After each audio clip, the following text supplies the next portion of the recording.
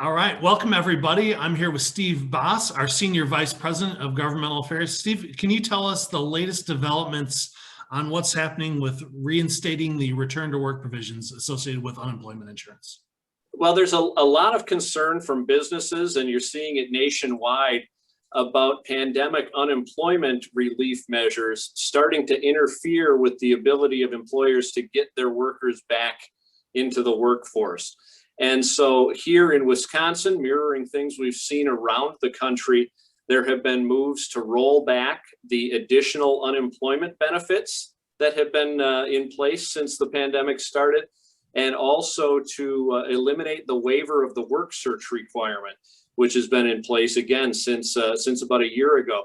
So here in Wisconsin, the work search requirement for unemployment recipients has been reinstated as of last week. The Joint Committee on Review of Administrative Rules has put that in place. So people receiving unemployment insurance have to prove that they're looking for work. The legislature also passed a bill that would have eliminated the $300 bonus payment, the COVID bonus payment on unemployment benefits. Governor Evers vetoed that bill. So those benefits are still in place, but those are the measures, and they really reflect a concern that a lot of employers right now are competing with the couch and losing in terms of getting workers back into the office. To be clear, MMAC was supportive of the move to reinstate the requirement to look for work, right? Yes, the work search requirement is something that we think is certainly reasonable in an economy where you're hearing from every sector that they are desperate to find workers. Having that work search requirement is reasonable. We're also sympathetic with the impact of the increased unemployment benefit and how that competes with getting people back into the workforce. If we're going to pay people more to not work than we're going to pay them to work, folks are smart and they're going to make the choice to stay out of the workforce. And that's a long-term concern as well as a near-term concern for our economy coming out of this pandemic. So as we talk about people in the workforce or outside the workforce, if you're someone who's on the sidelines right now, but able to get back in, you don't have the childcare concerns and some of the other issues that we know are real in people's lives, why is now a smart time to get back in? Well, it's a smart time to get back in because it's an employees market out there. Employers are competing aggressively for talent. People are paying higher premiums. People are giving more flexibility than ever. People are trying desperately to incent workers back into the workforce.